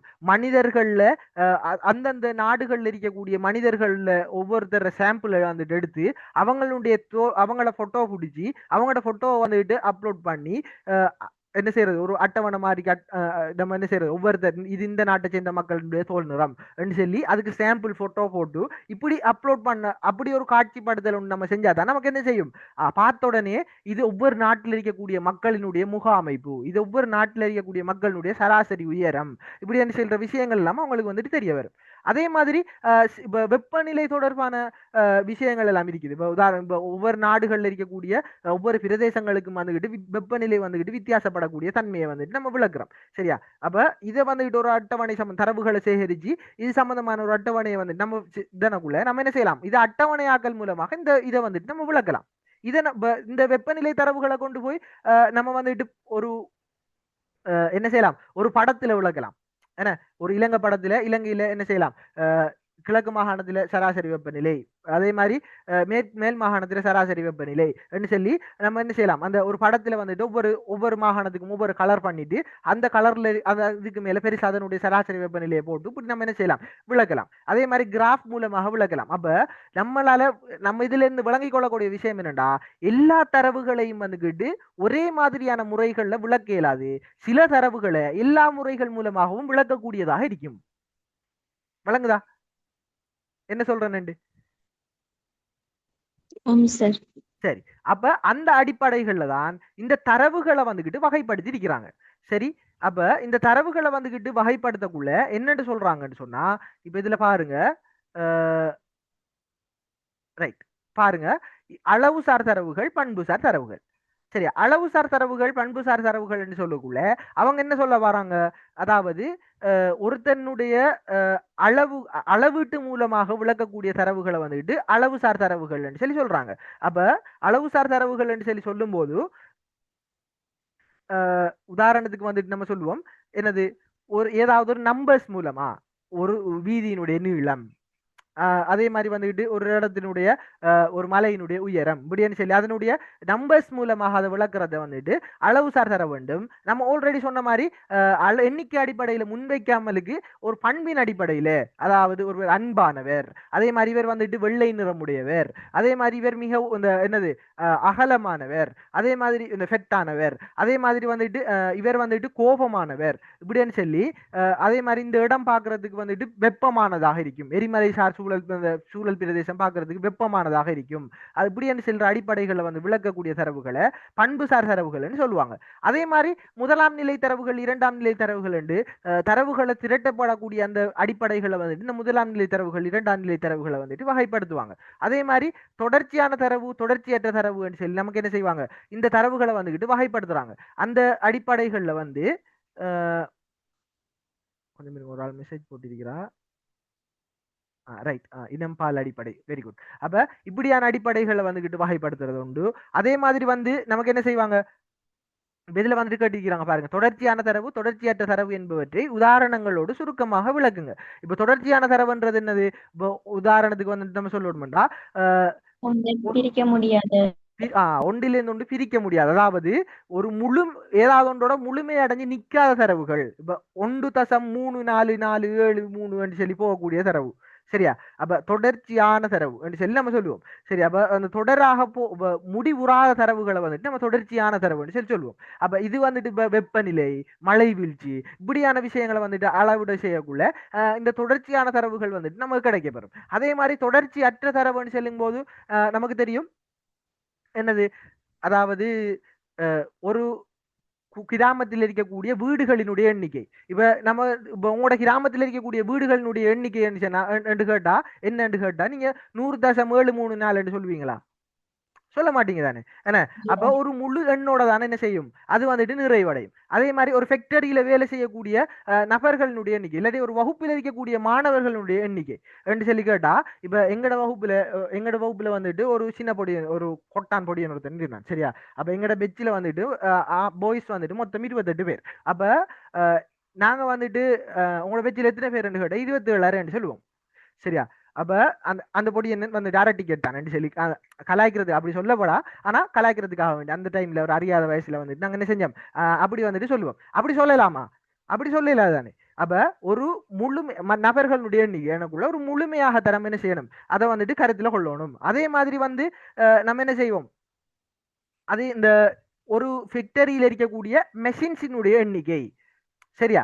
அப்ப இதை வந்துட்டு நம்ம சொல்லக்குள்ள என்னது, ஒரு தொடர்ச்சி அற்ற தரவாக வந்துட்டு நம்ம சொல்லுவோம்.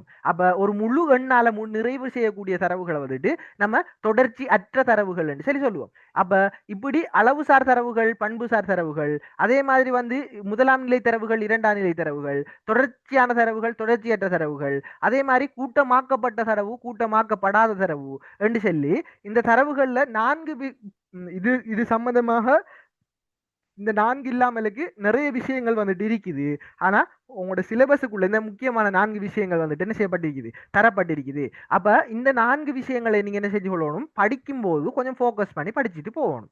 சரி, அதுக்காக வேண்டிதான் இந்த கேள்வியை வந்துட்டு உங்களுக்கு என்ன செஞ்சிருக்குது, போட்டிருக்குது. அப்ப இதுக்கு முன்னான கேட்கப்பட்ட கேள்விகளுக்குள்ள இந்த அளவுசார் தரவு, பண்புசார் தரவு சம்பந்தமா, அதே மாதிரி கூட்டமாக்கப்பட்ட தரவு, கூட்டமாக்கப்படாத தரவு சம்பந்தமா, சரி, அது இப்படின்னு சொல்லி என்ன செஞ்சிருக்கிறாங்க, நிறைய விஷயங்கள் உங்களுக்கு மென்ஷன் பண்ணிருக்கிறாங்க.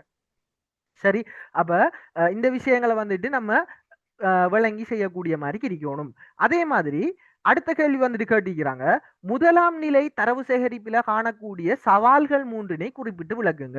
முதலாம் நிலை தரவு சேகரிப்பில் காணப்படக்கூடிய சவால்கள் 3 குறிப்பிட்டு விளக்குங்கன்னு கேட்டிருக்கிறாங்க. இப்ப முதலாம் நிலை தரவு சேகரிப்புண்டா என்ன? இப்ப நம்ம ஆல்ரெடி பார்த்து தானே முதலாம் நிலை தரவு, இரண்டாம் நிலை தரவு. முதலாம் நிலை தரவுண்ட என்ன, இரண்டாம் நிலை தரவுண்ட என்ன, முதலாம் நிலை தரவு சேகரிப்புண்ட என்ன, இரண்டாம் நிலை தரவு சேகரிப்புண்ட என்ன? சொல்லுங்க, சொல்லலுமா? சொல்லுங்க. முதலாம் நிலை தரவுண்டா ஒரு இடத்துக்கு சென்று அந்த முதலாம் நிலை தரவு, முதலாம் நிலை தரவுண்ட என்ன, முதலாம் நிலை தரவு சேகரிப்புண்ட என்ன, இது ஒரு ஆள் சொல்லுங்க. இரண்டாம் நிலை தரவுண்ட என்ன, இரண்டாம் நிலை தரவு சேகரிப்புண்ட என்ன, இத இன்னொரு ஆள் சொல்லுங்க. யார் முதலாம் நிலை தரவு சொல்ல போறீங்க? ஒரு பிரதேசத்துக்கு சென்று அங்க நடக்கிறத போய் நடக்கிறது எடுக்கிறது, வினா கொத்தும் மூலம், நேர்காணல் மூலம். Right, very good. அப்ப ஒரு பிரதேசத்துக்கு நேரடியாக போய் அந்த பிரதேசத்தில் இருக்கக்கூடிய விஷயங்களை என்ன செய்யறது, அதாவது ஒருத்தர் ஃபர்ஸ்ட் டைமா செய்யக்கூடிய முதலாம் நிலை தரவு என்னண்டா, ஒருத்தர் முதல் முறையாக சேகரிக்கக்கூடிய தரவு முதலாம் நிலை தரவு, சரியா? இப்ப நம்ம வந்துட்டு சொல்லுவோம், இப்ப சனத்தொகை அறிக்கை, அதாவது வந்துட்டு 10 வருடத்துக்கு ஒருக்கா இலங்கையில வந்துட்டு என்ன செய்வாங்க, சனத்தொகை அறிக்கையை வெளியிடுவாங்க. இப்ப 2012ஆம் ஆண்டு சனத்தொகை அறிக்கையை வெளியிட்டதுக்கு பின்னால 2024ஆம் ஆண்டு கணக்கெடுப்பு செஞ்சு 2026ஆம் ஆண்டு 6ஆம் மாசம் 3ஆம் தேதி அந்த சனத்தொகை அறிக்கையை வந்துட்டு வெளியிட்டு இருக்கிறாங்க. சரியா? அப்ப இந்த சனத்தொகை அறிக்கை வந்துட்டு ஒரு முதலாம் நிலை தரவு சேகரிப்பின் மூலமாக நடைபெறக்கூடிய தரவு. இது முதலாவது தரம் நடக்குதான்னு கேட்டா இல்ல. அப்ப இது எப்படி முதலாம் நிலை தரவாக ஆகும்? இந்த இவங்க வெளியிட்ட அறிக்கையில் பயன்படுத்தின தரவு முதலாம் நிலை தரவாக எப்படி ஆகும்? இதுக்கு முன்னாலேயும் சனத்தொகை சேகரிப்புல மக்கள் ஈடுபாடு 2012ஆம் ஆண்டு 2000ஆம் ஆண்டுல தான் சனத்தொகை கணக்கெடுப்பு செஞ்சுதான் இருக்கிறாங்க சொல்லி கேட்கலாம். அப்ப இந்த ஆய்வுக்காக வேண்டி, அதாவது கடந்த 10 வருடங்களுக்கு பின்னால இப்ப கரண்ட்லியா எவ்வளவு பேர் இருக்கிறாங்க என்றதை ஆய்வு செய்யறதுக்காக வேண்டி முதன்முறையாக என்ன செய்யறாங்க, போய் தரவுகளை வந்துட்டு சேகரிக்கிறாங்க. சரியா? இன்னொருத்தர் சேகரிச்ச தரவை வந்துட்டு என்ன செய்யல, பயன்படுத்தல. அவங்களே நேரடியாக போய் தரவுகளை வந்துட்டு சேகரிக்கிறாங்க. அப்ப ஏதாவது ஒரு நோக்கத்திற்காக முதன்முறையாக அல்லது என்னது, அதாவது புதிதாக, சரியா, முதன்முறையாக அல்லது புதிதாக இன்னொரு பழைய தரவை பயன்படுத்தாமலுக்கு புதிதாக சேகரிக்கப்படக்கூடிய தரவுகளை நம்ம முதலாம் நிலை தரவுகள்னு சொல்லுவோம். இப்படி சேகரிக்கப்படக்கூடிய தரவுகள் நிறைய முறைகள் மூலமாக சேகரிக்கப்படுது. இப்ப அவங்க சொன்ன மாதிரி என்னது, வினாக்கத்துகள் மூலமாக, அதே மாதிரி நேர்காணல் மூலமாக, அதே மாதிரி வந்துட்டு அவதானிப்புகள் மூலமாக, இப்படின்னு சொல்லி பரிசோதனைகள் மூலமாக சொல்லி ஒவ்வொரு அந்த தரவினுடைய நோக்கத்தை பொறுத்து, ஆய்வினுடைய நோக்கத்தை பொறுத்து அந்த தரவு சேகரிப்பு முறைகள் வந்துகிட்டு வேறுபடும். இப்போ ஒரு வேறுடைய கலாச்சாரங்களை, வேடுவர்களுடைய நடவடிக்கைகளை ஒருத்தர் ஆய்வு செய்யப்படுறாங்கன்னு சொன்னா அவர் கள ஆய்வு மூலமாக அந்த ஆய்வை வந்துட்டு மேற்கொள்வார். அதே மாதிரி சனத்தொகை கணக்கெடுப்பையும் என்ன செய்வாங்க, கள ஆய்வு மூலமாக என்ன செய்வாங்க, மேற்கொள்வாங்க. அதே மாதிரி வந்து என்னது, ஒருத்தரை வந்துகிட்டு வேலைக்கு எடுக்கிறதுன்னு சொன்னா இப்ப நம்ம இருக்கக்கூடிய தகுதியான ஆட்கள் யார் யாருன்னு சொல்லி கண்டுபிடிக்கணுமாக இருந்தா அதை வந்துகிட்டு என்ன செய்வாங்க, நேர்காணல் முறை மூலமாக வந்துட்டு தேர்வு செய்வாங்க. அதே மாதிரி நம்ம ஸ்ரீலங்காவில் இருக்கக்கூடிய படிச்சுட்டு இருக்கக்கூடிய 6 லட்சம் ஸ்டூடெண்ட்ஸ்ல யூனிவர்சிட்டிக்கு குவாலிஃபைடான ஸ்டூடெண்ட்ஸ் யாருன்றதை தெரிஞ்சு கொள்ளணும்னு சொன்னா ஒரு வினாக்கொத்து முறை மூலமாக அதனை செய்வாங்க, தரவுகளை சேகரிச்சு அதன் மூலமாக குவாலிஃபைடான ஆட்களை வந்துட்டு தேர்வு செய்வாங்க. அப்ப இப்படி என்ன செய்வாங்க, இந்த தரவு சேகரிப்பு முறைகள் வந்துட்டு வித்தியாசப்படுது. இப்ப அடுத்தால் சொல்லுங்க, 2ஆம் நிலை தரவு என்ன, 2ஆம் நிலை தரவு சேகரிப்பு முறைகள் என்னென்ன?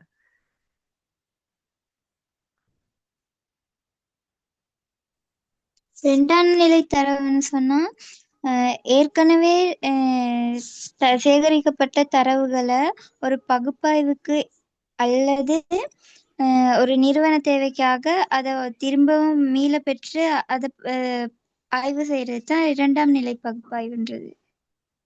ரைட். அது தரவு சேகரிப்புகள் எதுல இருந்து அந்த தரவுகளை சேகரிப்பாங்க? கணினி. கணினி என்றா கம்ப்யூட்டர் ஓபன் பண்ண தரவு வந்துருமா? நூல்கள், பத்திரிகைகள், இணையதளம், வெரி குட், சஞ்சிகைகள்.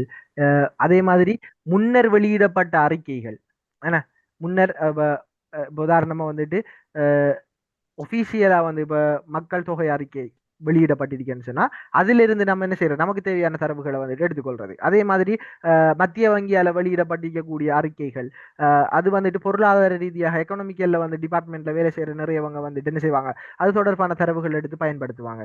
அப்ப இப்படி நம்மட தேவைக்கு ஏத்த மாதிரி அந்த தரவு சேகரிப்பு முறைகளும், தரவு நம்ம எந்த முறையில தரவு சேகரிக்கணும், முதலாம் நிலையில தரவு சேகரிக்கணுமா இல்ல 2ஆம் நிலை தரவுகளை வந்துட்டு நம்ம சேகரிக்கணுமா என்றதும், அந்த சேகரிப்பு முறைகள்ல எந்தெந்த இடத்துல இருந்து நம்ம எடுக்கணும் என்றதும் வேறுபடும். இப்ப உதாரணமா ஒருத்தர் ஒரு ஆய்வு செய்யணும், எக்ஸ் என்ற நபர் ஒரு ஆய்வு செய்யணும் என்று முடிவெடுக்கிறார். இப்ப அவர் ஆய்வு செய்யக்குள்ள அவர் என்ன செய்யறாருன்னு சொன்னா அவர் முதலாம் நிலை அதாவது ஃப்ரெஷ்ஷா ஸ்டார்ட் பண்ணி அவர் நேரடியா போய் என்ன செய்யலாம், ஆய்வுகளை தரவுகளை வந்துட்டு சேகரிக்கலாம். அல்லது ஏற்கனவே ஒருத்தர் அது தொடர்பான ஆய்வுகளை வந்துட்டு செஞ்சிருக்கிறார், ஆனா வேறொரு டாபிக்ல வந்துட்டு செஞ்சிருக்கிறார், அதுல அவருக்கு தேவையான தரவுகள் வந்துட்டு இருக்குதுன்னு சொன்னா அதுல இருந்து அவருக்கு தேவையான தரவுகளை வந்துட்டு எடுக்கலாம். இப்ப அவருக்கு அது ஈஸியா கஷ்டமா, எது ஈஸின்றத எது கஷ்டம்ன்றதை யார் டிசைட் பண்ணுவா, அவர் தான் டிசைட் பண்ணுவார். இப்ப உதாரணத்துக்கு அவர் முதலாம் நிலை முறை மூலமாகவே தரவுகளை சேகரிப்போம் டிசைட் பண்ணார். மூலாதாரம்டா அவர் அந்த இடத்துல களவிஜயம் மூலமாக தரவு சேகரிக்கிறதா அல்லது நேர்காணல் மூலமாக தரவு சேகரிக்கிறதா அல்லது வினாக்கோத்துக்கள் மூலமாக தரவு சேகரிக்கிறதா இப்படியான நிறைய விஷயங்கள் வந்துட்டு அவர் என்ன செய்வார் அந்த இடத்துல வந்துட்டு டிசைட் பண்ணுவார். அதே மாதிரி இரண்டாம் நிலை தரவு சேகரிப்பின் மூலமாக அவர் எடுக்கணும்னு நினைச்சா அதுல இருந்து இப்போ லைப்ரரி போய் ஒரு புக்கில் இருந்து நம்ம தரவுகளை எடுக்கிறதா அல்லது பப்ளிஷ் பண்ண பேப்பர்கள் ஆர்டிக்கல்கள்ல இருந்து நம்ம பேப்பர் இந்த தரவுகளை வந்துட்டு எடுத்துக்கொள்றதா இணையதளத்தை பயன்படுத்தி தரவுகள் எடுத்துக்கொள்றதா அல்லது இப்போ வந்திருக்கக்கூடிய ஏஐ சரியா அப்ப அது ஏஐன்றது இரண்டாம் நிலை தரவு சேகரிப்பு மூலாதாரமா இல்லையா?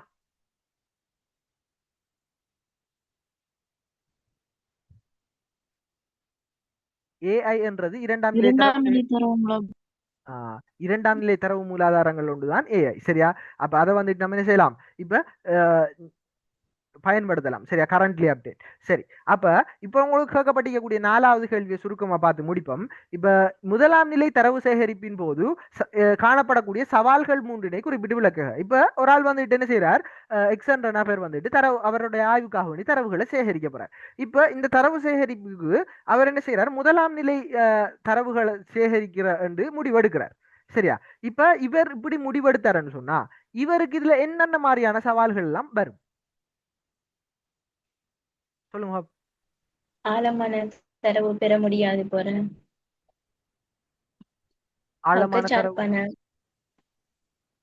ஆழமான தரவுகளை பெற முடியாமல் போமா அதுக்காக வேண்டிதான் அவர் முதலாவது தரவு சேகரிப்பு அவர் செய்யறார். அவரே ஆய்வு செய்ய போறார். இப்ப ஒரு இடத்துல பிரச்சனை எப்படி பிரச்சனைகள் தானே சவால்கள்னு சொன்னா அதுல இருக்கக்கூடிய அவரை கேள்வி என்ன கேட்டிருக்குது ஒரு தரவு சேகரிப்பில் இருக்கக்கூடிய சவால்கள் அந்த நீங்க போறீங்க நீங்க முதலாம் நிலை தரவை வந்துட்டு சேகரிக்க போறீங்க. அப்ப நீங்க போய் சேகரிக்கக்குள்ள உங்களோட ஆய்வுக்காக வேண்டி நீங்க தரவு சேகரிக்கக்குள்ள நீங்க பக்கச்சார்பற்ற முறையில தரவுகளை சேகரிப்பீங்களா? ஒருத்தர பக்கம் சார்ந்து தரவுகளை சேகரிப்பீங்களா? இல்ல தானே. அப்ப சேகரிச்சு அது உங்களுக்கு விளங்கும் தானே நம்ம பிள்ளையான தரவை தான் நம்ம சேகரிச்சுட்டு இருக்கோம்ன்றது உங்களுக்கு தெரியும் தானே. அப்ப உங்களோட ஆய்வுல இருந்து வரக்கூடிய முடிவு தானே பிள்ளைக்கும். அப்ப இந்த இடத்துல வந்துட்டு என்ன கேட்கிறாங்கடா தரவு சேகரிக்கிறதால சரி அதுவும் இருக்குதுதான் சரியா. இப்ப அது வந்துட்டு வேற மாதிரி நம்ம சொல்ல வேண்டியதா இருக்கும். இப்ப அதாவது இப்ப நம்ம யோசிப்போம் சரியா. இப்ப வந்துட்டு நான் தரவு சேகரிக்க போறேன். இப்ப நான் தரவு சேகரிக்க போறேன் முதலாம் நிலை தரவு தான் நான் சேகரிக்க போறேன் சொல்லி வச்சுக்கொள்வோம் சரி. அப்ப நான் வந்துட்டு கள விஜயம் செய்ய போறேன்னு வச்சுக்கொண்டா அந்த இடத்துக்கு போய் அந்த மக்களோட மக்களாக இருந்து ஒரு 6 மாதம் அவங்களோட இருந்து சில டைம் ஸ்பெண்ட் பண்ணி அந்த தரவுகளை நான் சேகரிக்க மாட்டேன். முதல்ல நைட்டு என்ன இருக்கணும் சொல்லுங்க. கேள்வி கேட்கிற அறிவு மட்டும் முதல்ல நைட்டு டைம் இருக்கணும். அந்த 6 மாதம் டைம் இருக்கணும். இப்ப நான் வந்துகிட்டு உங்களுக்கு ஏ லெவலுக்கு கிளாஸுக்கு உங்களை எல்லாரையும் ஃபிக்ஸ் பண்ணி வச்சுட்டு நான் உங்களுக்கு படிச்சு தரேன் உங்களுக்கு ஹோப் தந்து வச்சுட்டு இப்ப நான் திடீரெண்டு 6 மாசம் நான் ஆய்வு செய்ய போறேன்னுட்டு போனா என் கமிட்மெண்ட்ஸ் எல்லாம் என்ன ஆகுற விளங்குதா சரியா. அப்ப முதலாவது நைட்டு டைம் இருக்கணும். அடுத்ததானே காசு இருக்கணும்.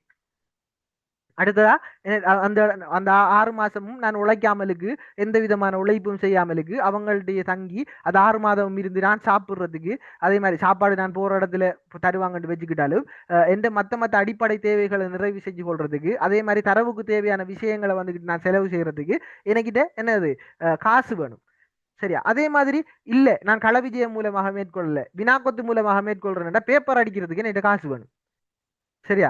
அப்ப பேப்பர் அடிக்கிறதுக்கு என்கிட்ட காசு வேணும். அதே மாதிரி வந்து நேர்காணல் நான் செய்ய போறேன்னு சொன்னா நான் ஒரு ஆபீஸ் எடுக்கணும். அந்த ஆபீஸ்ல 4 இன்டர்வியூவர்ஸை வைக்கணும். அதுல ஒரு ஆளை நான் இருக்கணும். என்னை கூட இருக்க 4 பேருக்கு நான் சம்பளம் கொடுக்கணும். அதோட அந்த ஆபீஸுக்குள்ள ஒரு ஃபேனோ அல்லது ஒரு ஏசியோ போடணும்.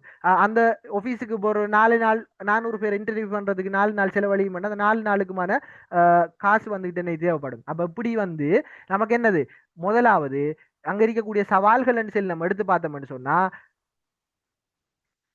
தீமைகள் நன்மை தீமை தான் படிச்சிருக்கோம்னு சொன்னா இப்ப முதலாம் நிலை தரவு சேகரிப்பில் இருக்கக்கூடிய சவால்கள் என்று சொல்லும் போது இது வந்துகிட்டு அதுல இருக்கக்கூடிய இது வந்து தீமைகள் என்று சொல்லி வராது சரியா. இது தீமைகள் என்று வராது நன்மைகள் என்று வராது.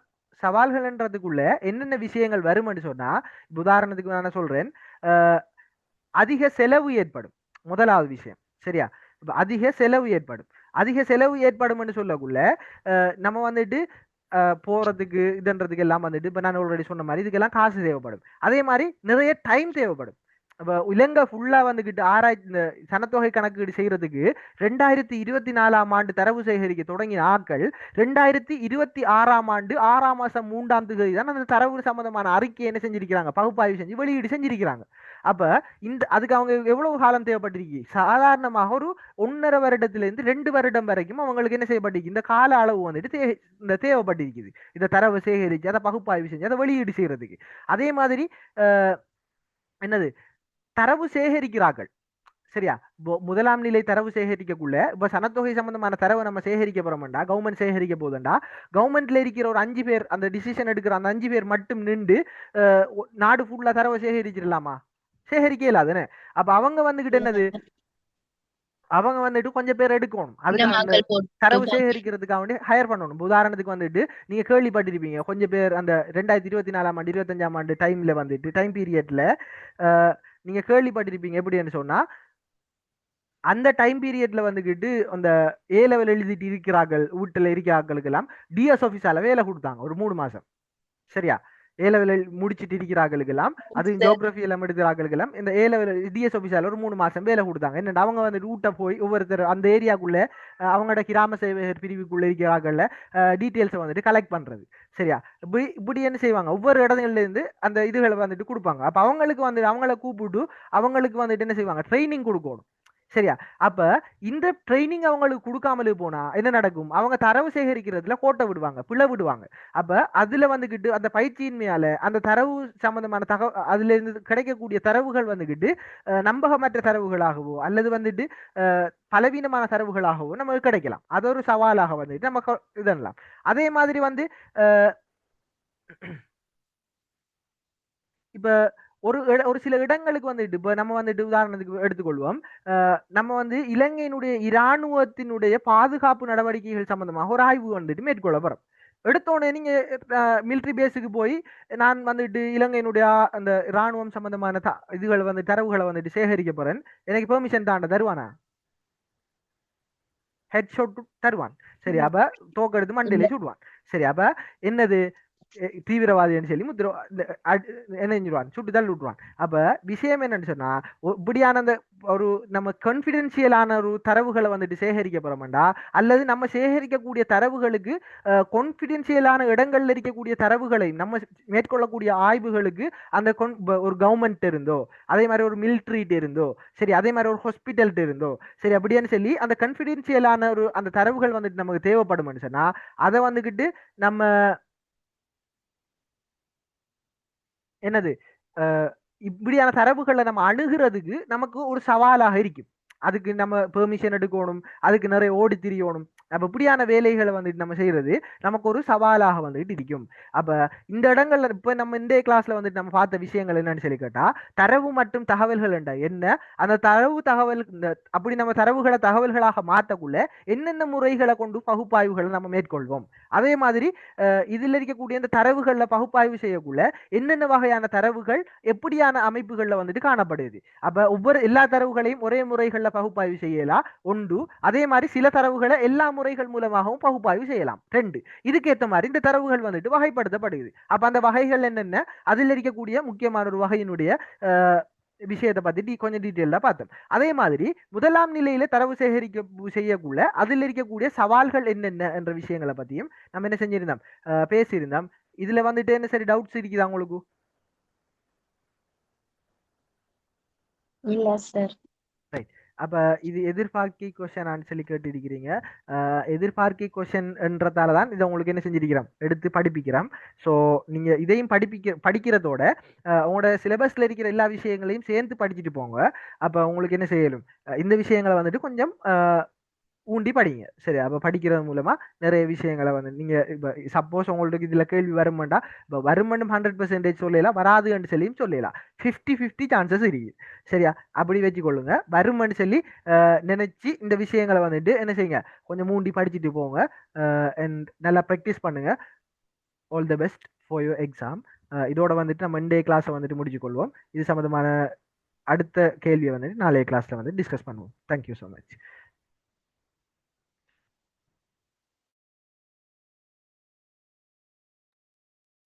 Thanks sir. ஓகே.